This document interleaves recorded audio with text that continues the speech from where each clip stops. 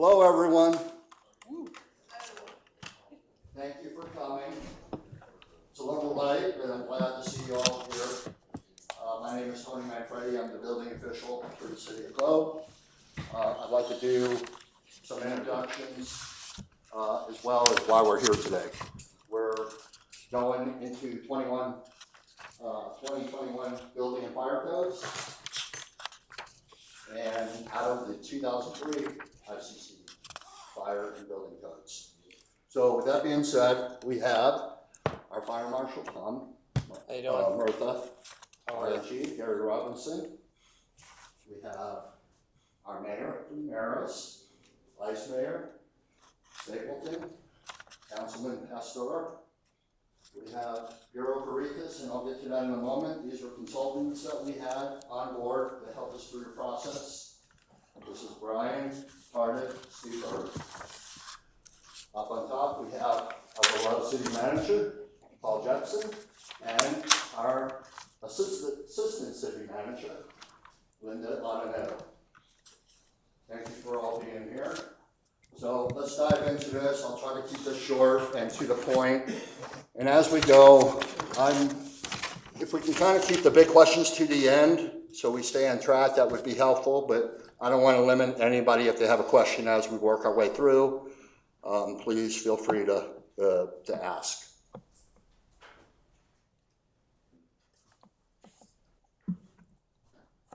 The agenda today is we're going to look at the review history of our current adopted codes, what we're projecting going to our new adopted codes, a little overview of the International Code Council, that's the ICC, why do we adopt modern codes, the benefits of adopting them, the process of adopting code, a little discussion, a little Q&A, and then we'll talk about the transition to the new codes, the time periods, and then again, we'll wrap it up with questions, comments, concerns, go from there.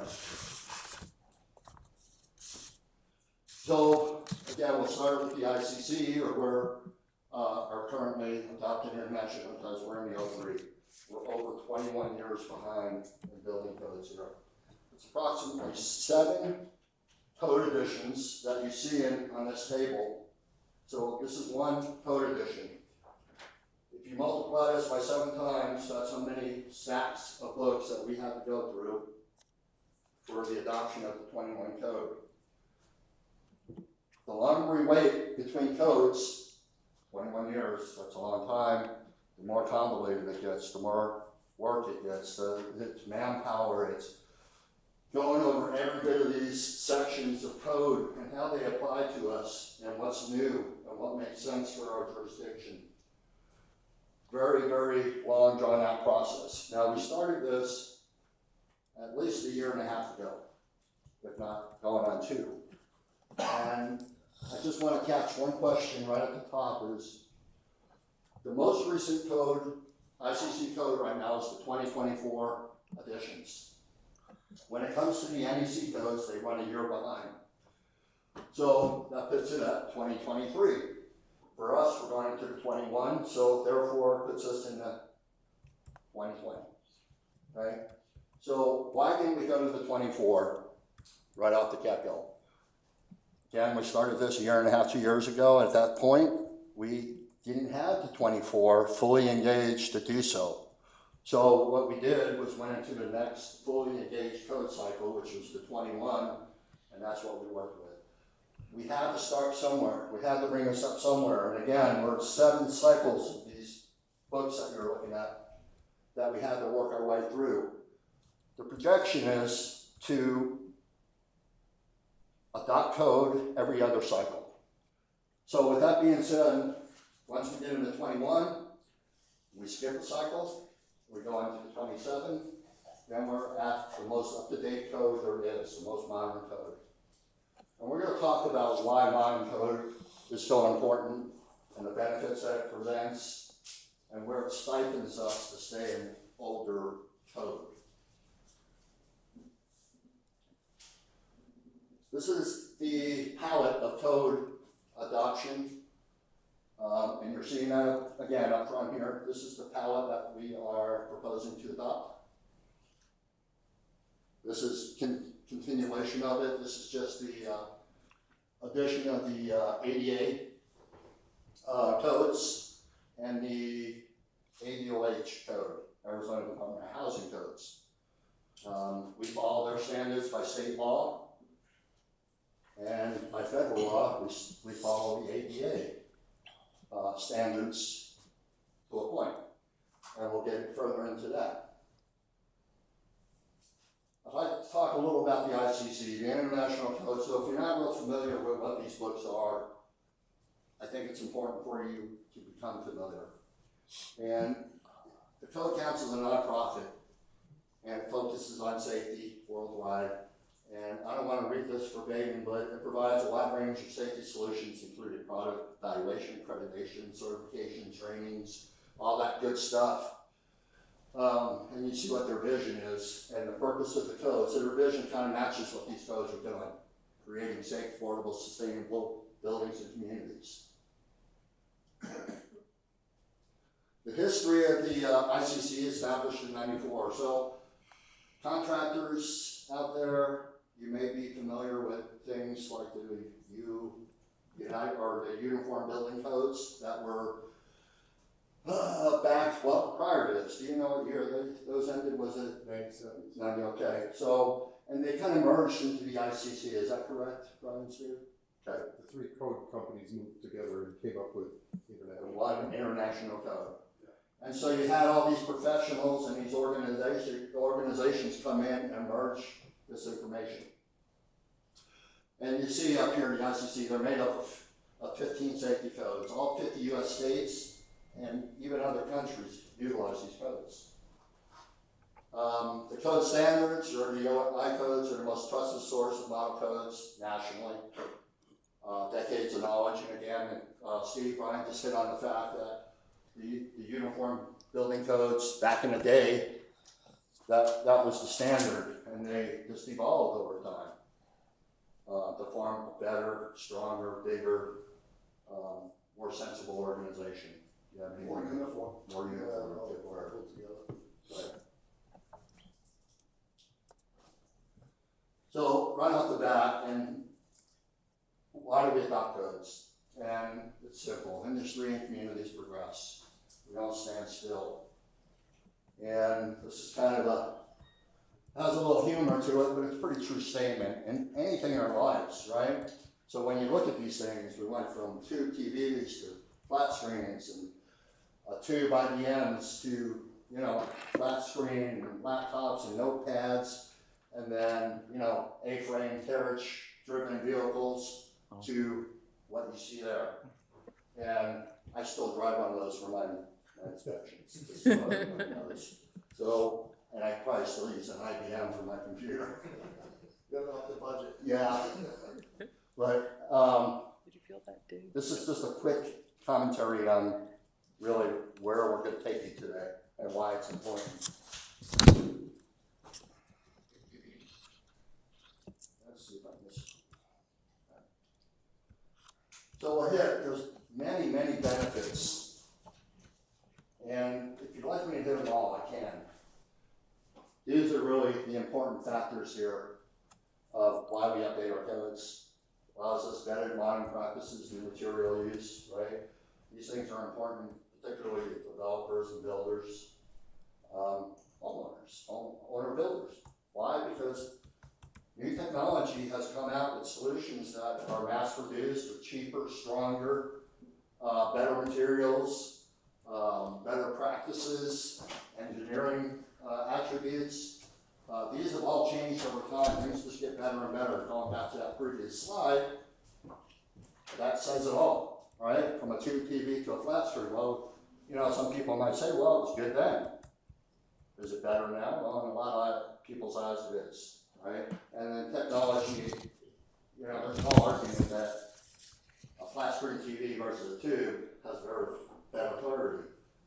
No argument that a record album versus a CD has better clarity. Are there attributes of those things that people like and miss and want to keep? Yeah, there are. Some people like that warm sound of a record album, right? Vintage, things like that. That mindset goes across everything we do in life. and everything that we're brought to in life. So keep moving on here, keeps up with professional designers, best practices, latest technology. I've already hit some of these. Improves design options, opportunities, cost savings, and I hit those things as well. Updating codes, replace outdated provisions with new, more cost efficient. I hit that. Right, that's where engineering practices come in, and we just have better options. Response to new findings from building science research, just field experience, changes in community expectations, lost history. Engineering attributes, lost history, huge part of what we do. That's why buildings have, we sustain code. The biggest part of code and what the purpose of these books do is life safety, keeps people safe, particularly when the building is under an event. Building becomes ill, gets flooded, catches fire, suffers a earthquake, a hurricane, so forth. We see it all around the country. So if you watch the news, you see lots of history occurring in U.S. territory, as well as overseas, where most countries don't have the use of codes. A lot do, a lot don't. They don't pay attention to codes. And when they're devastated by things such as earthquakes, that's why you see the mass devastation that we're seeing. And if you really pay attention and look at that devastation, you'll realize the lack of elements that are covered in code to help keep a structure safe. Example would be rebar, right? So reinforcement. So when you look at these buildings overseas collapse from earthquakes, look for rebar. Then you won't find it.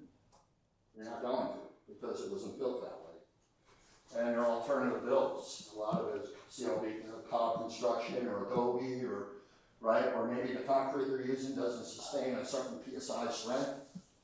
Maybe it's a little, maybe it's pretty lean, right? So when we have these events, they're catastrophic. That's why we see that happen. That's what we're trying to prevent here. We're trying to prevent life safety issues from occurring, people dying for things that we have control over. So current codes is the most efficient and effective measure in creating safe environments, right? This is what I'm hitting on with these statements. Improve public health, safety, welfare, and economic interest of the community. Let's talk about succession planning. People identify succession planning with personnel at work, who's there to replace Brian, Steve, when they leave, right? We have a plan, or Tom, or me, or any of you in your jobs.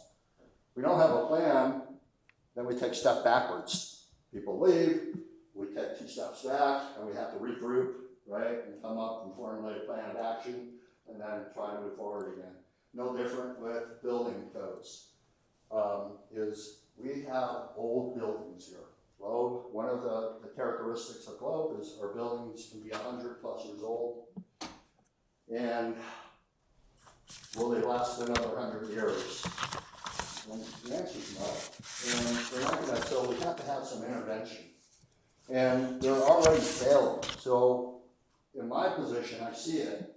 And in my position, I get to see the insides of these things. And sometimes from the outside, things give you a false sense of, comfort. And then once you dig in, you realize that, okay, this house is sitting on railroad ties. This house is sitting on flat rocks. Or it's just outright sitting on dirt. Could be in a flood zone. That's another issue. So when the floods come, and they will come, and they have come, how is that going to affect my investment? So our houses are oftentimes our biggest investments that we make, and hold them closely to our hearts because of what they are. They're our homes for our family, our children, and so forth. Our communities thrive around them. So it's important to have that succession planning that stabilize what we have. We don't have a whole lot of land here to work with. We have a lot of infield work. We have old homes that we would love to see rebuilt. We have to do them correctly, safely. We have to protect people that are in. We have to protect possible new buyers or renters right? And we have an obligation to do that across the board. And so that's where contractors come in, and homeowner builders can come in and do those things too, and there's some elements, and we'll talk about that they have to comply with to do that. But in short, homeowner builders or people who want to do the work themselves on the homes, they can. From the date that work is completed, if it's permitted work, they have to sustain the house for a period of 1 year, and then they're able to sell or lease or do those things. Now, how you get by that is the use of a licensed bonded contractor. That's why they're licensed and bonded. So they have and hold that liability on themselves, and that's what they bring to the table when you hire these people to do work for you. So, important factor when it comes to that element, public health, safety, and welfare. So, this is a continuation, increases resiliency, response to emergencies, disasters. We talked about that and why that's important. Those are natural elements: fires, earthquakes, seismic, flooding, things in that nature. It also demonstrates that we're forward-thinking and responsive to changes. So it's always good to be proactive rather than reactive. And I think fire, when they come up here and talk about that, they'll hit the importance of that. And particularly, again, going back to these code sets, so when a building's under an event, and there's people inside of it, it's life safety, and then we're gonna put more people in. Right here, fire department. They're gonna go inside, they're gonna conduct search and rescues, they're gonna go up on the roof, try to vent the building, right? Buy some time and sustain the atmosphere in that building. These are all things they're gonna try to do, but they have families that they wanna go home to that night, just like everybody else. And so we rely on the use of these codes to dictate how long we can be in a building or on top of a building or operate on a building that is fully evolved, but based on the research provided by engineering attributes. And they're going to trust systems, right? That's an important one. So the foundation and our roofs are the most important pieces of a structure. Without either one, we have failure. And so that's where those elements come back to. Updating codes streamlines the permitting process and less cumbersome. That's true, right? Particularly when it comes to designers, developers, they use software these days. It's a cut and paste type of deal. It's all programmed. When they design, it makes it really easy and, again, less cumbersome for them to design something. The older code is, the less likely they even support that code any longer. And we've had that happen here because, again, we're in the 03. So we've had people that come in, designers, saying, hey, we don't even support this any longer. What are our options at this point? So that's another biggie. According to the Insurance Service Office, that's the ISO people, communities with well-enforced, up-to-date codes generally fare better in the face of hazards. We already touched on that. So what hazards do we have here in Globe that are particular to Globe? And that's flooding, wind, heavy snow load, fire, things like that. So we'll face better and fare well better if we're designed to, in our climatic data tables under the codes, meet the specifications listed on the climatic data. Do you guys have anything to hit on that particular piece? Well, the ISO, where the public gets the kickback is when the jurisdiction has an 03 code, their ISO rating could possibly be a 10, which is not very good. The lower the number, the better it is for the jurisdiction. So if a jurisdiction like Globe is doing updates their codes, that drops their ISO rating. So ideally you want to be at a 3 to 2. But anyhow, so, and people, I see some head shaking, which, that is the thought process, right? So I'll give you a real lifetime example. Lucid in Casa Grande was building, and they were potentially going to lose their ISO rating. So the average citizen doesn't see that, but a big company coming in, they came to us and said, hey, we heard you're going to a 7, that's horrible, that's gonna increase our insurance rates. Well, in a company that large, we're talking millions of dollars, right? So that's where the ISO helps in jurisdiction. The more currently stated codes, the ISO rating will drop. So, Thank you. Okay. Nextly, adoption of up-to-date code supports business and industry. How does it do that? So, in simple terms, a lot of business and industries have ISO ratings, just what Brian touched on. They have a standard in which maybe their vendors require them to have ISO. And ISO is going to look at all these factors that we're talking about here, as well as their operations, right? So if you look like, an example would be aircraft repair facility, right? FAA hires people to do aircraft repair or components of their aircraft, they send them out, they have testing done, repair, right? They just go through those processes and trust that they know what they're doing now, they have an ISO rating done. Their people come in and make sure their equipment's right, the process is right, quality control is conducted correctly. We're talking people's life. This is life safety. We're putting people on airplanes by the hundreds and putting them 50,000 feet up in the air. That's why these things are here. So this is one of the reasons why it supports business and industry. Not to mention that there's an expectation that people have an understanding that when I go out and I take my family to dinner or shopping, that I'm gonna go do that and come home alive. And so these standards are in place to make sure that there's no hazards that exist. That's where C of O's come in. Certificate of occupancies come in, we make sure things, whether it's built from the ground up, they're inspected throughout, whether it's a remodel, it's inspected throughout, it's got eyes on it, it's got plans as submitted when required, and that it's done per the code.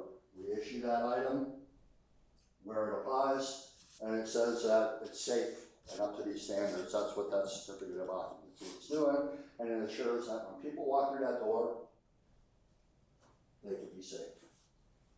Well, there's always exceptions to that. Go ahead, Steve. Tony, just to kind of hitchhike on what you're saying there, I remember it was several years ago, Costa Rica had some heavy-duty earthquakes, and they determined that there was very minimal damage to the buildings. And it was discovered that they adopted the California seismic or the earthquake codes and applied them to Costa Rica.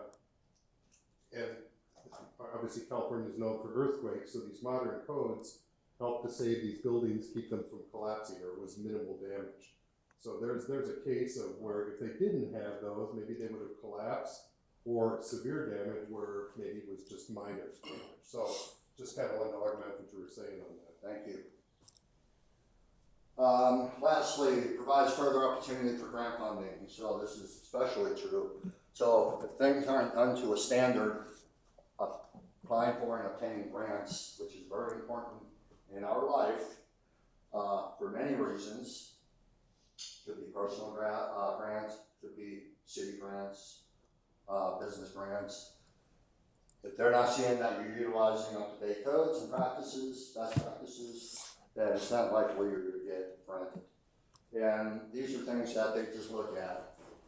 Funding, lenders, they see your building and you have investors, and you want to get that involvement, and they see that you're building to the 2003, the brakes might be put on. And wait a minute, why would you build to a code that's 21 years of age rather than to more modern code? You know, when I say modern codes, I don't always mean, just so everybody understands, the 24. I mean codes that are within the next, codes that go in between each other. That's what I like to refer to as modern. And so it could be anywhere from the 2018, 21, 24, right? So when it comes to that, lenders, investors might say, why would you do that? If I'm going to invest, I want my money to go and be spread to the best of its ability, and we're not going to be able to do that in Level 3. There's better options for us and abilities in the newer codes to spend my money wisely Why would I do it in the O3? So that's just an example. The code adoption process, you know, that's what we're here for today, folks. It's really, this is about the process. We want you to understand why it's here. We want you to understand what we went through here, what we're contended with here. And as Globe, we want to bring it into, we want to be forward thinking. And we have great people, we have great council, we have great mayorship, we have great, and I'm not just saying that aren't brownie points here, but we have a lot of forward thinking people in the city right now. And those decisions aren't always on top of everybody's list. They're made for the best interest. And we want you to understand that, we want to provide that transparency. We need you to understand that. And we're here to help with it. But again, it may not always be the answer you want to hear. But we're here to help you. But you have to want to help be part of this as well. And so I just want to throw that out there. Step one of this process was research, review, propose new adopted codes, which were 21 set. Enlist experienced third-party personnel. We have very seasoned people here that have been in this industry for a long time, been through this process many times over, all over the state and nationally, or you got, right? So this brings a lot to the table. It really helped us a lot to have that experience brought in, that commentary, and that review process. Step two was making an amendment by reviewing our jurisdiction-specific needs. Now, I went over a lot of this and of the whys. There were processes, lessons learned, policies, legal review. It's a lot of the administrative stuff. We want to be as clear as possible in the administrative highlights of code. We want to be transparent and not confusing. And then when we look at these amendments that we make, we don't make them lightly. We pretty much stick with the straight code as much as we can, but we have to make amendments to stay on top of state laws, any federal laws, right? We have to be in line with state statutes where, remember, these are international codes, so they're not specific to Arizona or Globe, they're international. So we have to fill in the blanks, per se, right, with that information. I want to ask Steve or Brian here if there's anything you want to add to that little bit. Is that? No, you're right. The code lays down rules just like anything else, but you have to tweak them for your jurisdiction depending on for example, the size of the fire department, your personnel, your response time, station locations, how many inspectors you have, what kind of training you can provide. So there's a few tweaks. There's certain things that a jurisdiction might be used to, that the citizens might be used to, and the code allows you to tailor it to that point. Or as you move from edition to edition, you leave it the same. If it's working, there's certain things in there where you may not need a permit for a small deck. Well, Tony's not going to take that code and now you need a permit for a deck. It's been working, so that's going to stay in there. But yeah, there's a little tweaks, and sometimes there's fill in the blanks. For example, there's something like a minimum room temperature for habitable space. Well, in Arizona, we're not so concerned about minimum room temperature, right? We hear people dying of extremes, and that's something that the code's responding to. I just read something about that. The code might be looking at maximum, that you can only allow it to get to a certain temperature before you violate the code. So what you're saying is, yeah, you can tailor it to your particular jurisdiction. A lot of the stuff and the trend in Arizona is to stick with the code as close as possible. So if you're a builder or a contractor or an architect or design professional, you can go from town to town to town, and you pretty much know what's in the code. There might be little tweaks, and that's where the amendments would come in. So what Tony's saying is exactly correct. It can be tailored to how you want it. Thank you, Steve. Step 3, let's talk about that process. That's introducing new codes for adoption and present processes. That's what we're doing today. Why you don't see a check mark. So today we're introducing that process, what we went through, the reasonings, and everything in between. And that's what we're here today to really talk about. We want you to have the understanding of what that process looks like, the whys of it, And that's really the intent today. Step 4 is the adoption process. The code is formally voted in by mayor and city council. Once it's approved, we apply the adopted and/or amended codes within our jurisdiction. We'll talk about timelines here. So, discussion, Q&A. We put this in here just to kind of get a jump on some questions because these are kind of common things. And I had some questions prior I could hit on as well that people brought to me, and they're all great questions. So the question is, what happens to the existing code adoption ordinance and the prior adopted amendments? So all previous 2003 amendments are repealed and replaced. And it's that simple. Where do you find information on the newly adopted code references and amendments? You can go to the Globe website, you can go to our municipal code, and under the ordinance, you'll have section, it is 12, right? That's what we moved it to, I believe. Yeah, check out 12. And we are now combining building and fire into one section. Before it was 2, we want to make it a little bit more friendly and easier to get through. So we put them under 1 and we repealed the old. And so now it'll all be under 1 and you'll be able to find those amendments by section number in that location. You're allowed to come down. We keep files of these books for public review. You can come down, reference these books as needed. You're welcome to do that during normal business hours. And you can't check them out, you can view them here. You can't make copies of them. The copyright infringement, the ICC frowns on those type of deals. Now, when we're talking about taking a little copy of maybe one section, right, we can work with, but when we can't duplicate these. So if you're looking for, and most contractors, developers, you know, that's what they do. They buy the electronic versions. They have all this. So the homeowners, that when they have questions, they can come to the building safety department, reach me. We can pull it out. I'll go over it with you. And if you're looking for interpretation, that's my job to do that. If there's some confusion on code pieces and how they might apply to your project, we'll talk about that. But they're here.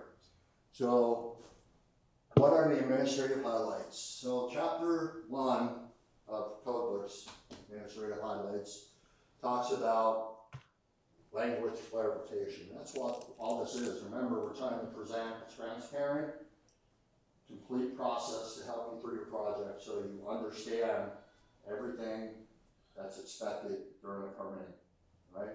Do I need design professional? Is it commercial residential? What are your policies and practices? I fill out an application, I need to do this and submit that. Do I need engineering reports on certain elements? Yes. So that's all outlined under the administrative codes, and it just makes it easier to tend to, right? It's more language clarification. Why do we amend code? I think Steve said it best. We hit on those factors. It's loss history, it's public safety, it's modern practice, other nearby jurisdictions. That's important. We want to stay within the realms of nearby jurisdictions to make it easy for development. So our neighboring jurisdictions, of course, our closest one is Hewlett County. That brings us to a wide range of areas, to Hayden, and one from them to Payson, to Strawberry, you know, and then Globe. So those are our neighboring, our closest neighboring jurisdictions, and then we reach further out. So we go to the cities, we look at Payson, we look at other cities our size, Bisbee, Jerome. We look at bigger cities and see where their lessons learned were. We looked at Phoenix, Queen Creek, Tempe, Chandler, Gilbert. We outreached the Tucson, Oro Valley. I mean, we were all over the place. And we looked at the whys. And again, it's all about the whys. So we did that research and we chose we were very picky about what we chose and why, and we wanted to make sure that it fit the needs of our county. Now, there was a question that came up, and I won't say by who, but a question came up about neighboring jurisdictions obtaining the same code sets that we are going to. And that would be more sensible and easier for the developers and design professionals, builders, to have less confusion by utilizing the same set of standards, codes. And every jurisdiction is going to have an attribute that's different from one and the other. That's just how it works out there. But it does make sense for our closest partners to be in the same code. Now, reaching out to those partners, they just weren't available to do that at the time. And you gotta respect that. But we're not gonna stand still because we're not ready or have time for movement. But what we're hoping is that once we go into a new code, we skip a code cycle, and then our next code cycle adoption would be the 2027 code, that they will be ready at that point to fit themselves in the 2027 code, and then both jurisdictions will then be in the most modern code, up-to-date code, matching codes in our area. And I think that is, that's partnership that's still in the works, and we'll probably pan out. I don't know how that'll pan out, if they'll want to go to a newer code right now, they might go to the 24. Again, that's up to them, but when we started this process, we didn't have the ability to do that, so. Might be a good time for questions. Yeah, yeah. Because you're answering a lot of ones, maybe someone else got something over? Absolutely. I'd like to go over one more. Okay. And the reason why I'm doing this is just because somebody may not know to ask it or think about asking it. But there were a lot of good questions the other night in our council meeting. And there are other questions that come up to me from contractors and homeowners and stuff. But the big thing is, what does this code mean? So I want to make sure people understand, if I have an existing business or a residential property, what does this code mean to me? Now I have to bring my house up to 21 standards? No, doesn't. We're in the 2003 codes right now. Expectations to adhere to those minimum code requirements are already in place. We're just changing the year. And we're not telling you have to now bring your property, house, or business into compliance. It's all about the timing. So whether it's now and you get a permit, you're going to be doing it with the 2003, or if you wait until after January 1st, 2025, you're going to be doing it to the 25. It's the same thing. There's no difference between them. The newer codes just give you better options.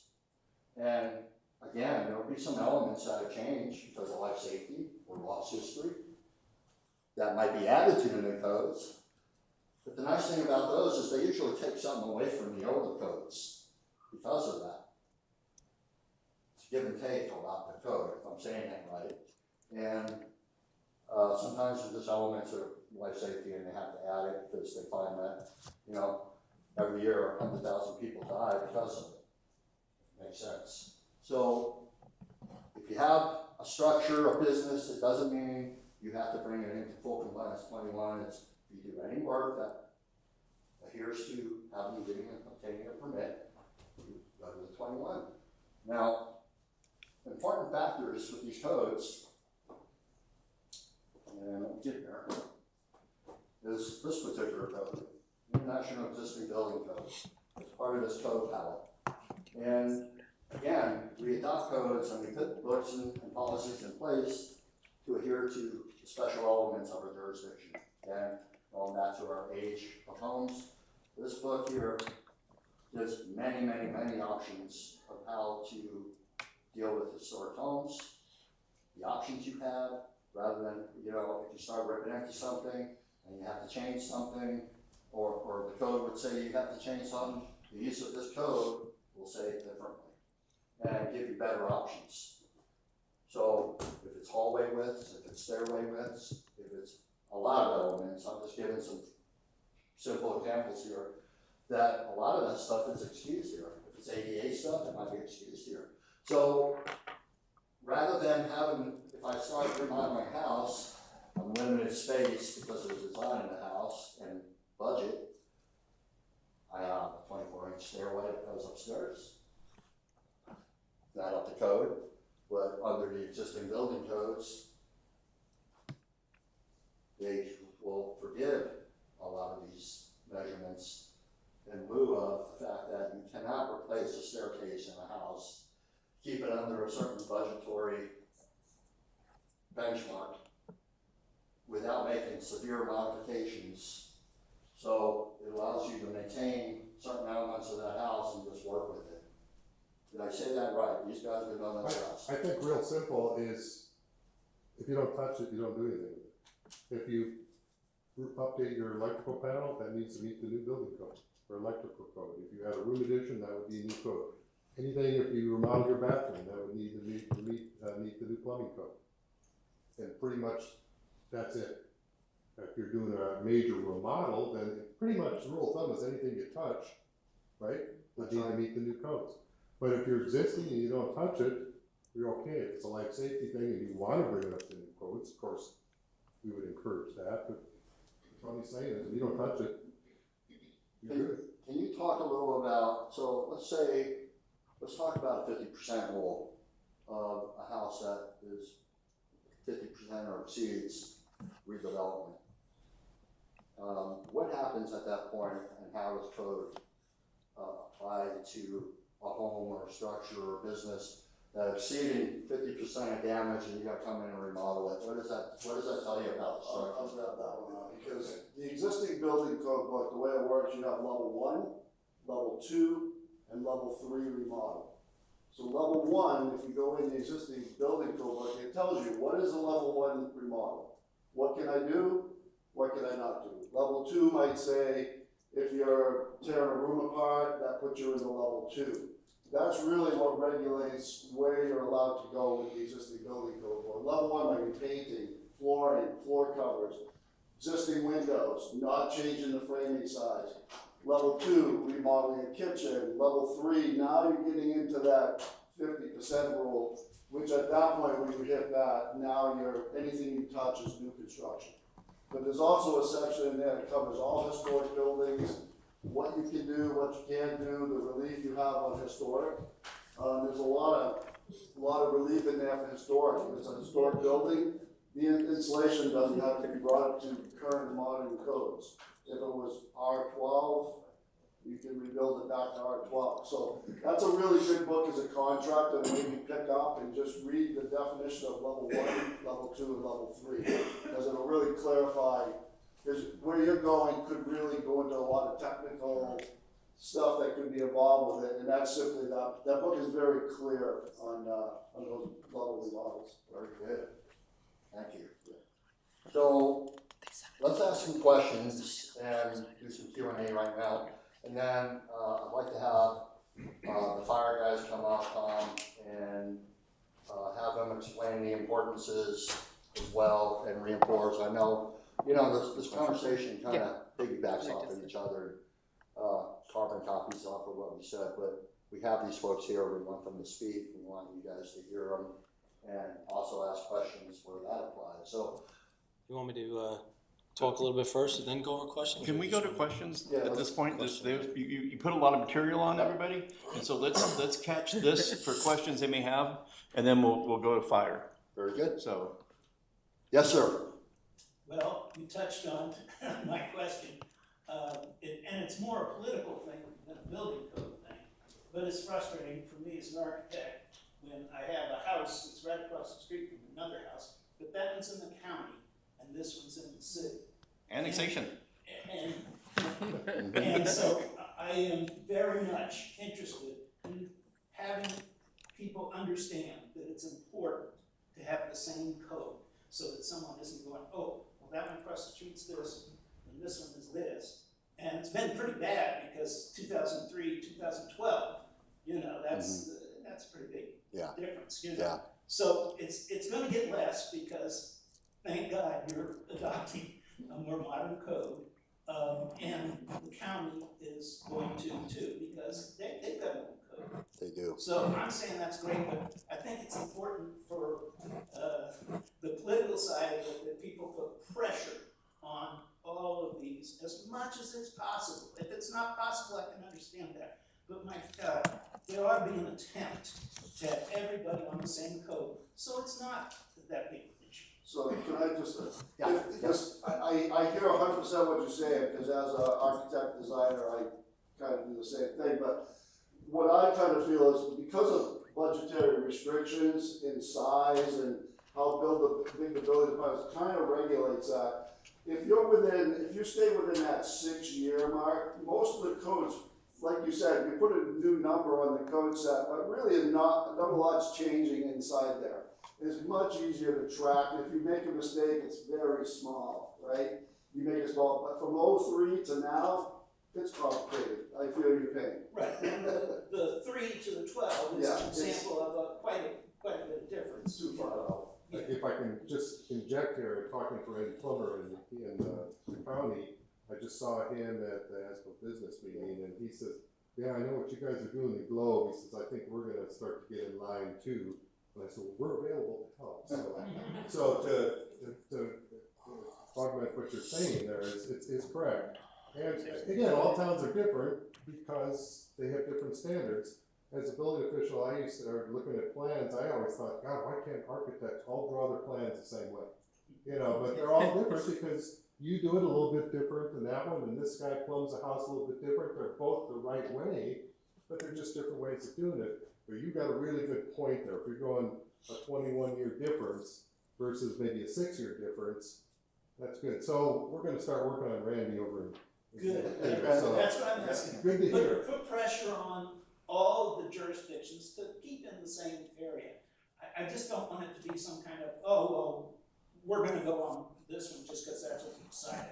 Well, and you, If there is a good reason, I can understand that, but it's a shame to have it on a burden put on the public because there's some minor. Thank you for your comments. Those are very this will end up in the political hands, this will end up in our council's hands. Yes. They want to lower barriers as much as they can. They worry about life safety, building safety, but they also want to make this as user-friendly as possible. If there's low-hanging fruit that we can be very similar, there's no reason for us to be, just a quarter-inch off on something, I don't know. But there are significant differences between the county and the city, but when possible, I think that would be the thought and what we would promote for simplicity. All I'm asking, that's all I'm asking. Now, originally, whenever you guys had first proposed that we update the codes, and I might stand corrected, but I'm pretty sure that it was the 2015 codes that you guys were gonna update to, instead of going all the way from 2003 to all the way to 2021. Why is there not an in-between year that you guys are choosing instead of just jumping all the way to 2021? I don't know about that. I haven't heard about going to a 2015. No, that was never discussed. Okay, so that wasn't never on the board. I never knew anything about that. And it doesn't make sense for us to take a step into a single code cycle and still behind in times and everything that we just talked about and all the elements that newer modern code brings to the table for people. That would be kind of like putting a Band-Aid on a big laceration, which is at best, the bleeding is still going to be going. It's not going to do much for people. And then we'd be faced in 2 years, because we start this a year in advance, to do the next cycle. We don't have the manpower to do that. So we don't have the ability to do that or the funding. So what we do is we try to get into the most modern code we can, which we did. At the time, it was the 21 set to get us there. These codes help people. And the myth out there is they're more restrictive and it's going to kill us and it's going to do it does anything but that. It really doesn't. And these folks have been dealing with code for a long time. I've been dealing with it for a long time. For a long time, there's a lot of experience up here with codes and how they benefit people when you go into modern codes and what they can do for you and the things they take out. So there's a lot of stuff in the 03 that no longer apply because Tony, I think to use your Band-Aid, that we're just ripping the Band-Aid off. Yeah. We gotta pick a spot and go, whether it's 6 years from now or 10 years, like the one slide said, the longer you wait. And I've worked with some jurisdictions that did exactly that the 18 code was out, and they thought, well, we'll go from 2003 to 2009 because we don't want to make people happy. Well, people like design professionals were very unhappy because they're wanting to go and they're dealing with more modern cities. So what Globe is trying to do here is let's rip the Band-Aid off, let's start, and there's going to be some adjustment here, and Tony will probably come back to council in a year that maybe, 3 months from now you go, hey, what about this? And Tony might go, we never thought of that. There's nothing that says we can't go back to the council and say we need to make another amendment here to tweak this to get it back to where it was or advance it forward, whatever it is. So we do have that flexibility.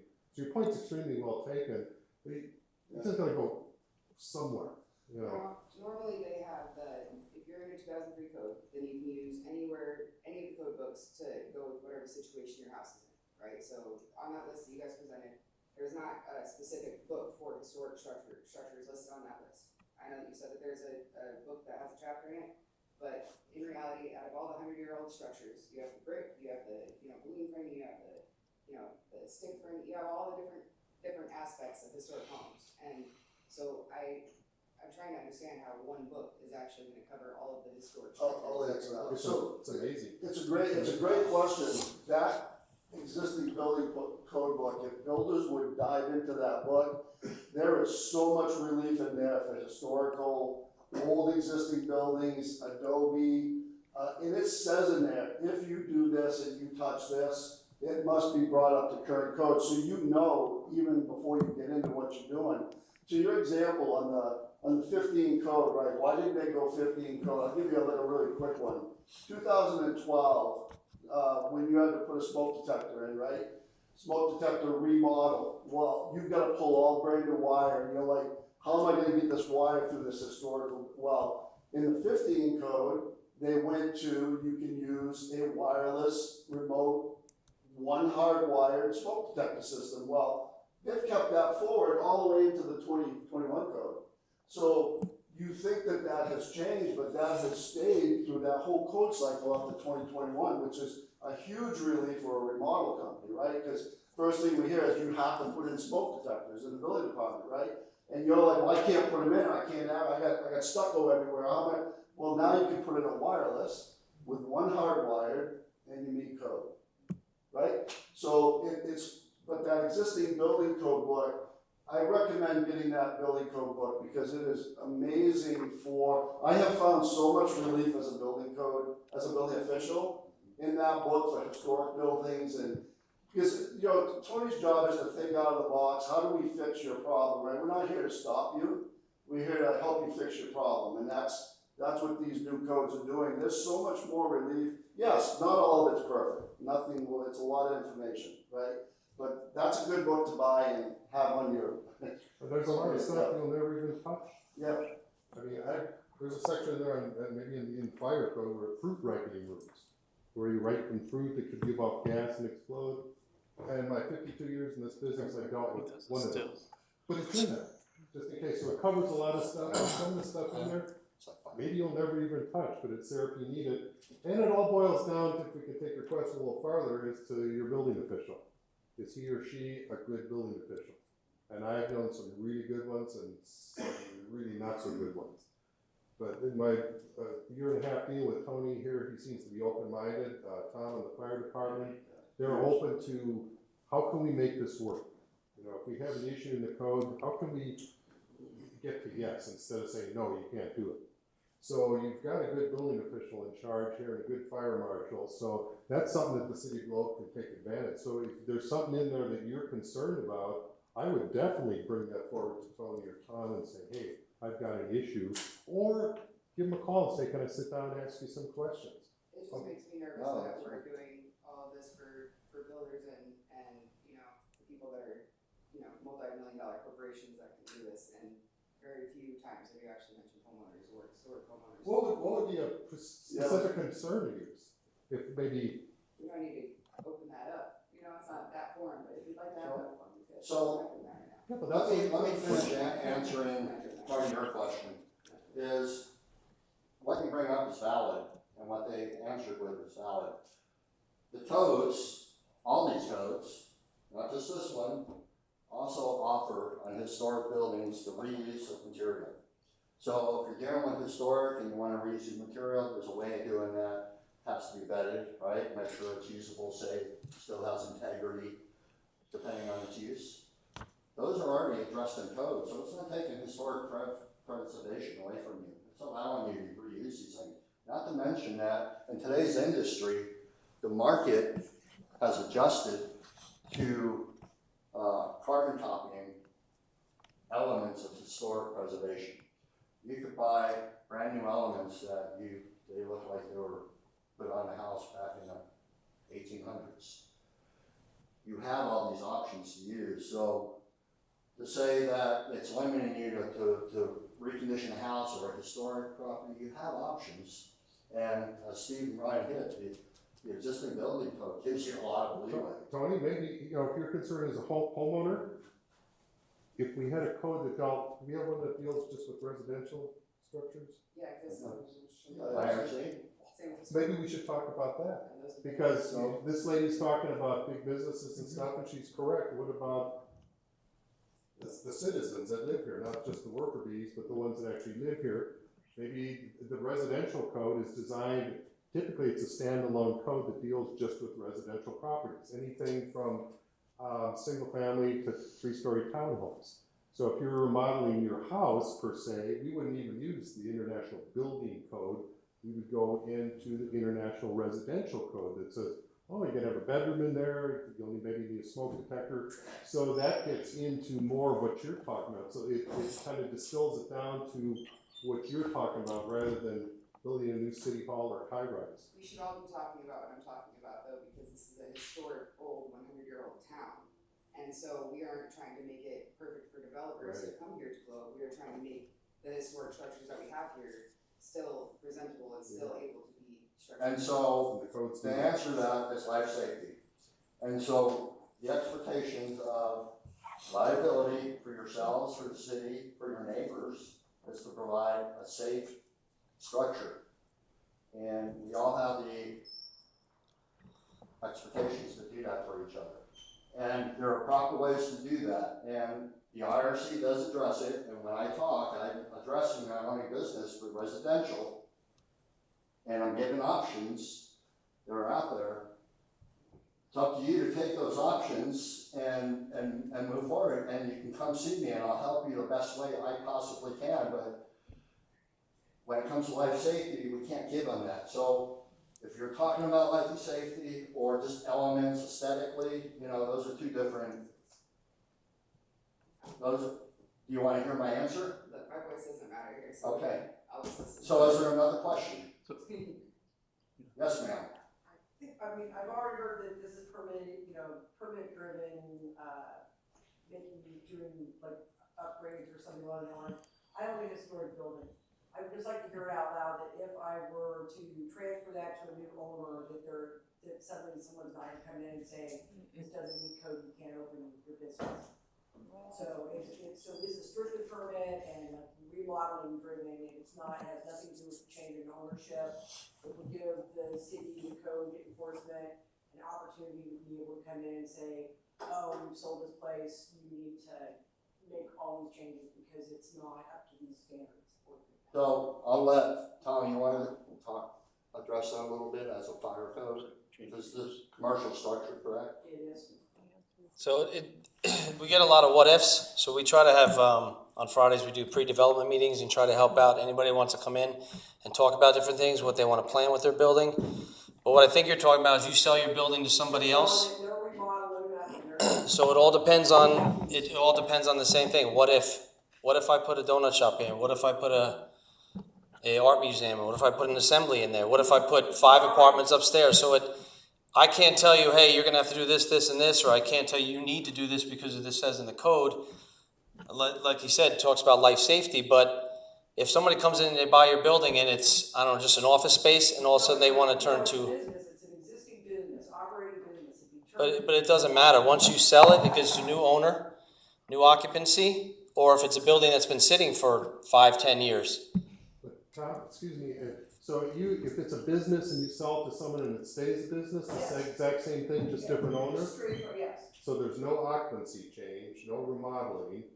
It's- No. I would No think change of use. It should continue on. If they turn it into, you know, an office building into a restaurant, now what Tom's saying, the code It's is a historical different. business and a historical building, and so it's not gonna change, but I'm still not hearing that I don't have to worry about if I sell it, if someone's gonna tell me I gotta bring it up to a different code. When a building is built and obtains a C of O, and let's face it, some of these older buildings, commercial or not, probably never got a C of O. A certificate of occupancy. So that's, sorry, thank you, technical language. Certificate of occupancy meaning it's authorized to go in. The code says, once that building is built, that code, when the building was built, is the code that stays under for its entirety of its lifespan, unless you make a change to it. So, so in your point, if I'm hearing that correctly, if I own my building, it's historic, I sell it to another owner and they don't do anything to it, nothing has changed. There should be no issue with that. I'm not gonna override any amendments that I may be overlooking, but in code terms, you would be correct, I could sell that building and there would be no code issues. If the new owner goes and just puts in a donut shop or does work without a permit or comes in for permit application, now they have to follow current requirements from the fire department and building department to bring that up to code on what they're touching and doing for a TI. So I think you're kind of mixing a little bit of two things. One, I'm an owner, I want to sell it, I don't want to have any restrictions. If there's no changes, you would have no restrictions. And I'd like to add to that too, if I may.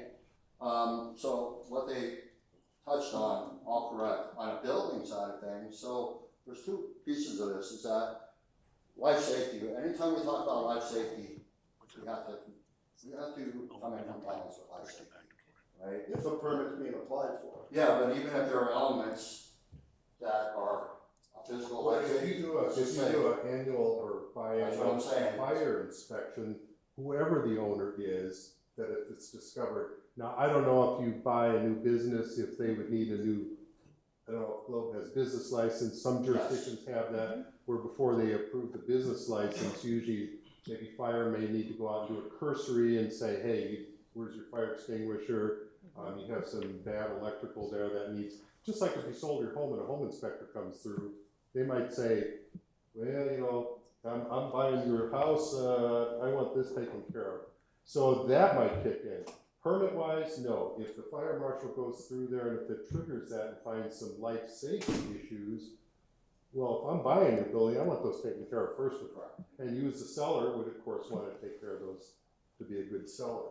But if you're just moving to this, should be good. And keep in mind, so that's the point I was getting to, is that life safety issues, no matter what, if you're selling, saying, life safety issues have to be tended to. So again, commercial properties, you're bringing people into your storage shop, there's expectations for them to stay safe, right? You wouldn't want to bring your family into a place and they lean against the wall on live wiring, get shocked and die while they're out shopping. These are life safety issues.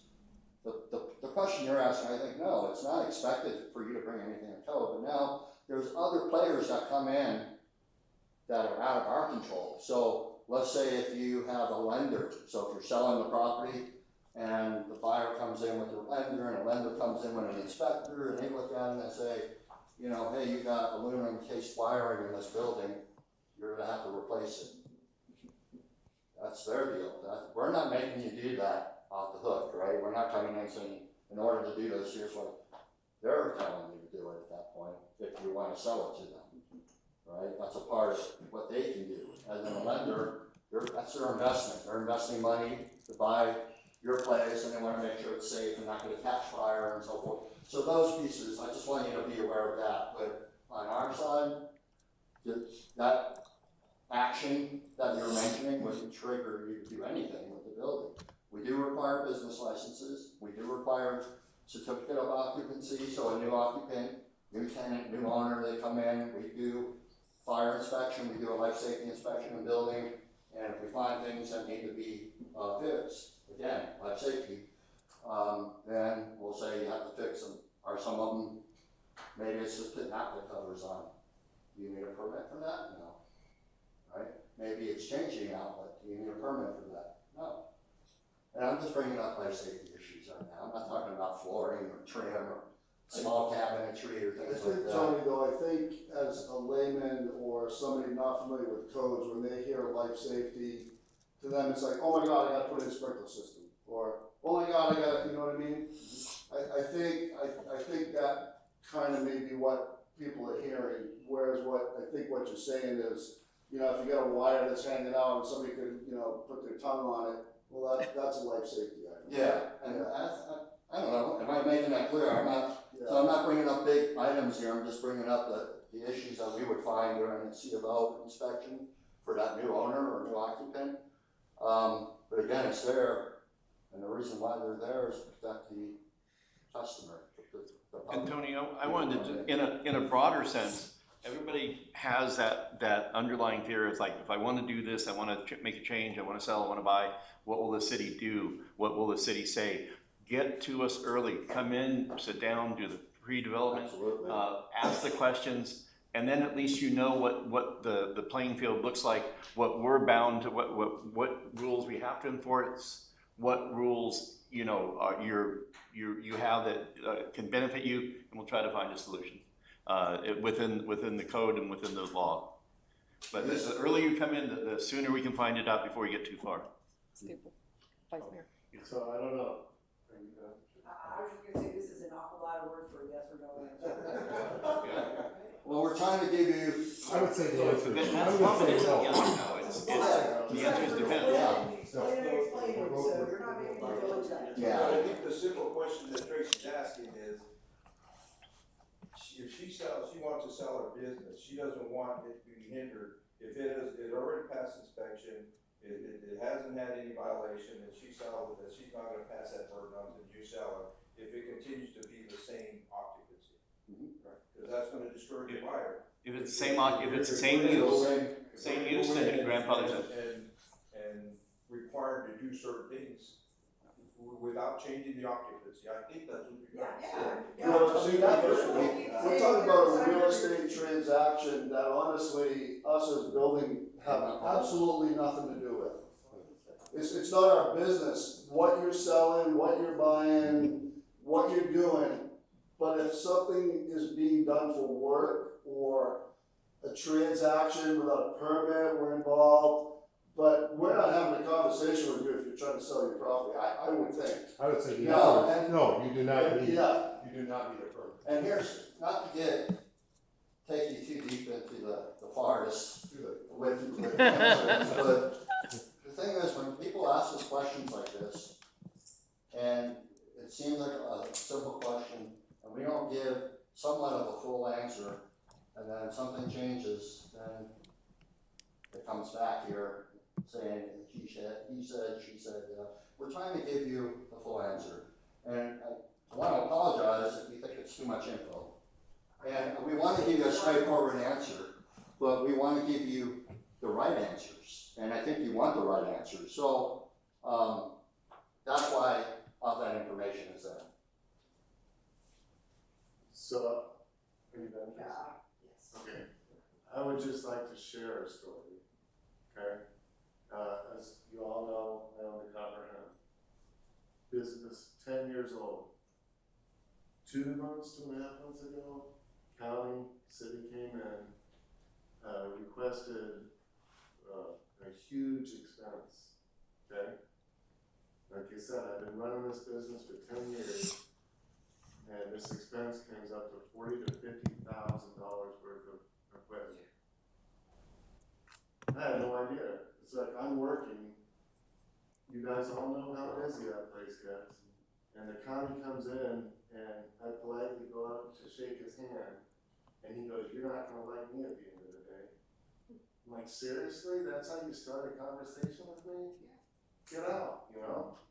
So anyway, that's beside the point. So fortunately, I decided to close the business. I can afford to do that, but at my age and where I'm at in life, it's like, no, I'm not gonna do it. It just doesn't make any sense at all. My concern is I'd like to be an example to help other businesses not go through this ridiculous amount of crap that I've done in the last 4 months. Anything I can do to help, I would love to do that. And I know what you're doing with the upgrades and everything else, I get it, I understand it. The what piece, I'm sorry. I The, understand Updates. all the codes and everything, I get it. But why was I allowed to run this place for 10 years? I was inspected by the county, inspected by the city, numerous times, nothing. 3 months before that, I had an A+ from the county. This place is immaculate. And then that happens, it's like, well, where the hell were you? Was that health inspector? So, Yes. Yes. Oh, okay. What- Yes, and then I'm, like I said, I'm closing the business. So I'm going through 10 years worth of stuff, right? My fiance digs up the old drawings that I drew.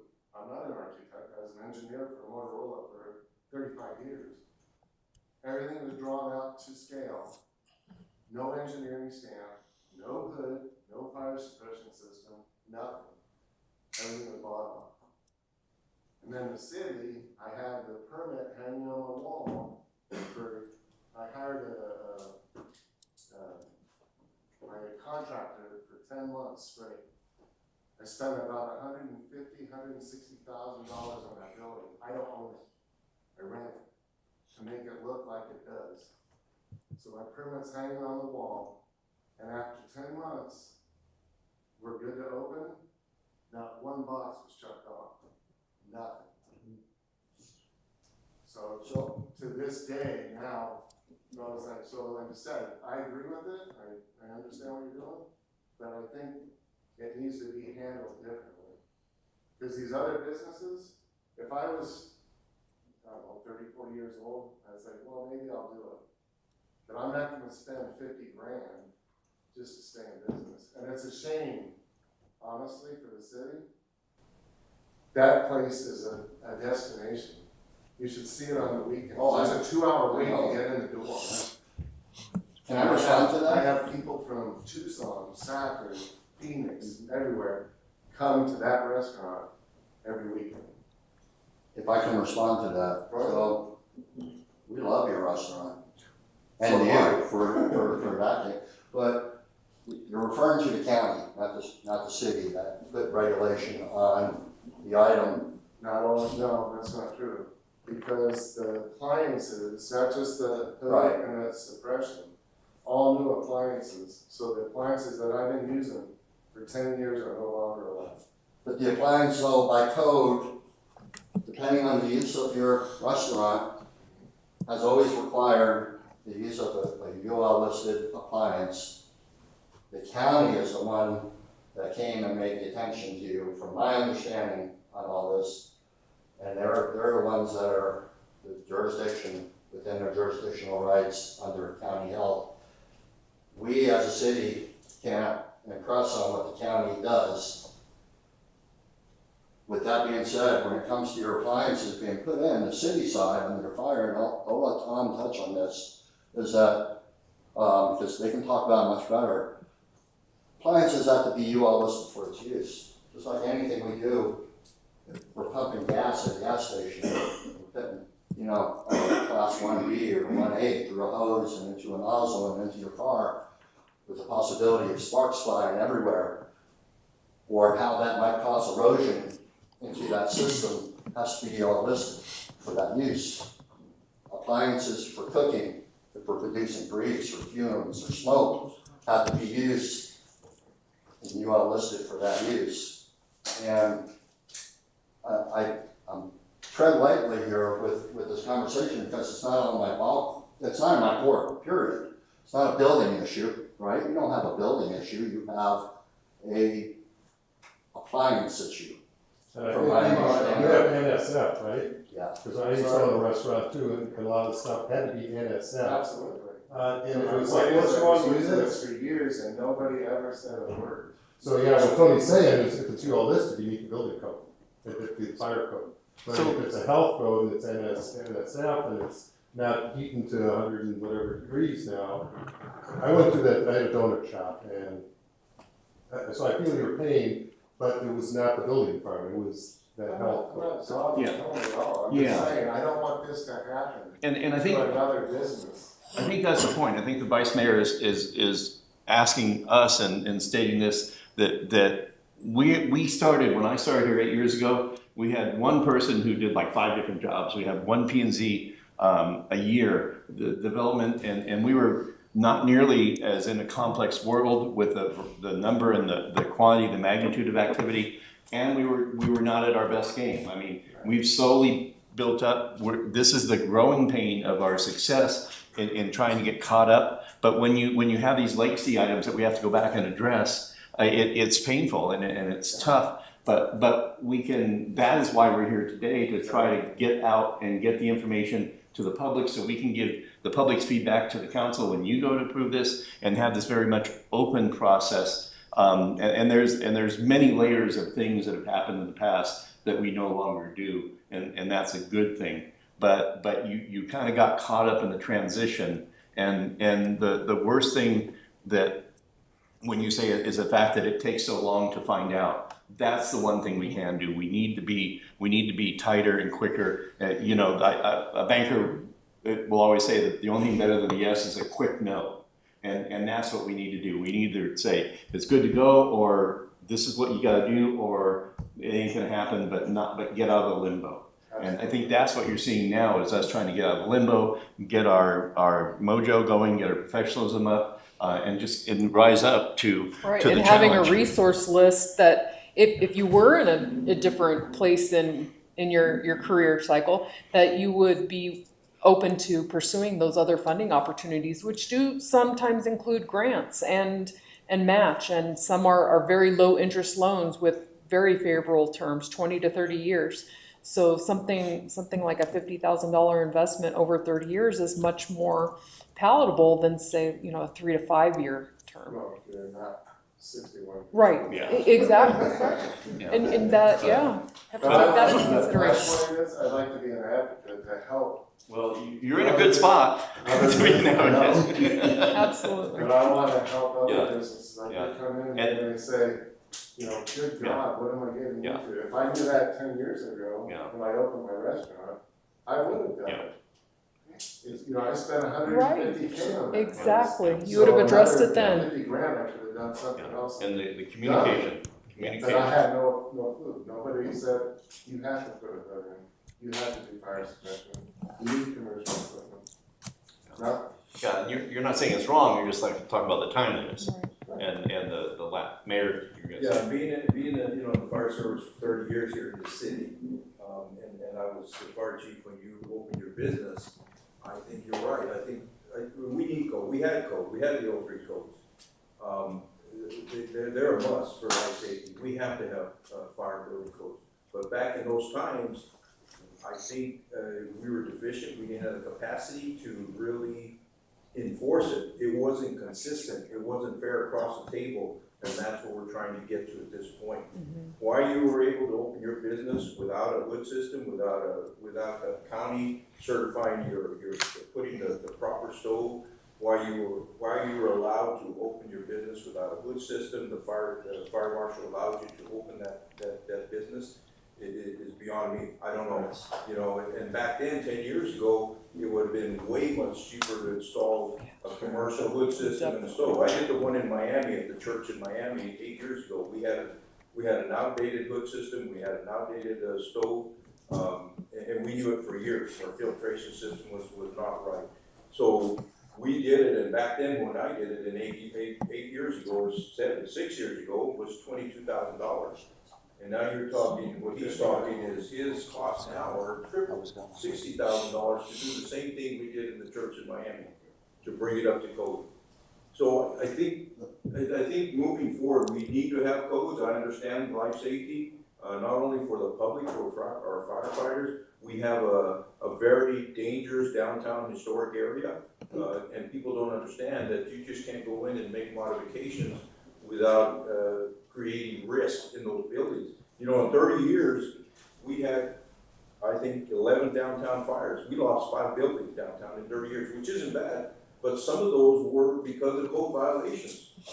people were doing things, people do things in buildings and they don't get permitted and we don't know about it, and are they, what's the life safety on it? One building was because of hazardous material and storage. Stuff You like could charge a that. murder for that though, as a business owner. If you did something that wasn't, up to code, it wasn't in code, you could charge for that for firemen going in there and dying. Exactly. Doing that, you can charge for that. And we almost lost firemen in a basement fire down here on Broad Street because the individual was doing, not doing properly storing, chemicals in a basement. We went into a building over here where we were 20, 30 feet in a building. People don't understand. And there were spaces, a two-story building, but they have open spaces in the back. We were trying to get to the seat of the fire, but yet we had fire behind us, 30 feet behind us, burning in the building. If we wouldn't have backed out of there, somebody would have got killed or hurt. So the businesses need to understand we need fire code, we need building code. And we need to be consistent, we need to be fair with it, and make sure that we make our city safe. And I think some of the questions and conversations I have is, we've always had a building and fire code, and that pertains to every commercial building within the city. But there's an overlay in the historic. People need to understand, if you have a building in a historic district, you gotta comply with, when you start painting, when you start doing different things to it, you have to comply with the historic value of that building. There's an you have to go through HVAC, you have to go to do that, but that's only in the downtown area, historic area. But fire code and building code applies to every business throughout the city. Well said, and if I can, touching on that, and I've been doing this a long time. I came from the world of public safety, mayor, as you're aware, but the one thing that happens out there is the effect of people coming up saying, I've done something for 30 or 40 years, been here for 50 years, is I've seen it a lot in Phoenix, and I was special ops, I did hazmat, I looked at those type of facilities, and you go in there, and 30 or 40 years ago, they maybe sold, diesel fuel. And over time, they changed their operations. And now, today, you walk in, and they have jet fuel.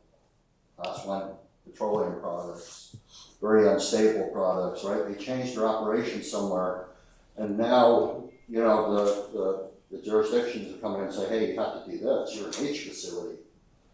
Now, you're a high hazard facility. And what you have is unsafe, and you should have sprinklers now, or cabinets to fit this stuff in, or containment, or separation because you have incompatible materials next to each other.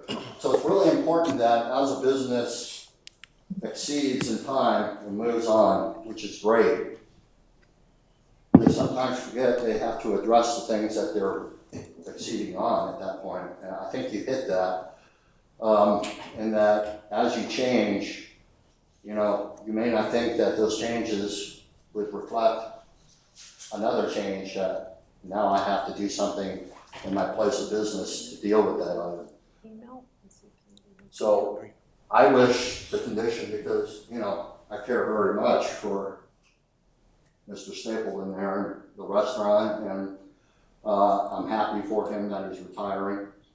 And if we can help in a way to, minimize that from occurring, we're here for you. And, but we have other regulatory agencies that have stepped into place that are moving forward into that. And then I get city, and Tom will speak to that, and Chief Robinson, that all they're doing is enforcing what they have to by the code, because they're putting their name on it. And I want everybody to understand that, no matter whether you're a business or a residential, is that you're ultimately asking people to put their name on something, sign off on something, and they're not acting within the scope of what they're supposed to comply with, right? Which is, my job is to make sure we adhere to the code or meet the intent of it. And we can meet the intent of it. I'm a believer in that. And again, trying to help people do that, I'd love to be able to do that all day long. They got to be willing to actually help with that too. It can't just be one-sided. And tell people, not sugarcoat when things things don't look good for them. It's not easy. And I do it because, well, it's my job. I want people to be safe. And whether you agree or think I'm pulling the lines over here or not, I want people to be safe. I've been in public safety most of my adult life. There was a reason for that. You have strong feelings and caring nature towards people. You should in those positions, or you shouldn't be in them. And you try to do your best to protect them. And all these elements are part of that. And so if people are purely doing things that aren't gonna meet code, or they're putting money into a lost cause, they should be told that straightforwardly. And then given options to help them get through that. That's how we work through these things. But it's a two-way, right? It's a two-way road, and we gotta do those things. So I just wanted to touch on that. Tom, do you wanna get in there? You got one more question, Tom? Well, I wanted to make sure that he's, councilman there, yeah, if you're done. I'm done. Oh, I okay. just said I wanna be an advocate to help other people not go through what I went through. You wanna touch on that all, Tom, or not? No, go ahead. Go ahead and you have a question or a comment? Okay. Tom? I just want to touch base a little bit. I've been, same as Tony, he's talked about a lot of stuff here, benefits of this, benefits of that, how it's good it's going to be. Like I said, we're not perfect. We go out there and do as best we can, make sure things are safe. And it's not just about firefighters, not just about the owners, it's about everyone. Anybody's in that building. Every time I go in a building, I had a great captain when I started here in Globe. He knew a lot of stuff about all these buildings, and he would go out and show us different things, plan reviews. I've been in public safety for over 30 years. I've been a firefighter for over 20 years, and I just started this full-time about a year now. I was doing it part-time for a few years. But I go into these buildings now, and that's all I look for is life safety stuff. And I send out emails to the chief. I talk to the chief. I talk to Tony about them.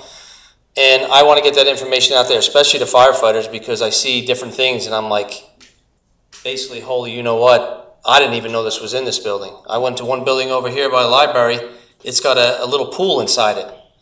There's no water in it, but there's a pool area. And I was like, you would never know something like that. And then I've worked with different contractors, Jim, doing different things going on. And I go there and there's this huge hole in the floor, that goes down about 12, 15 feet.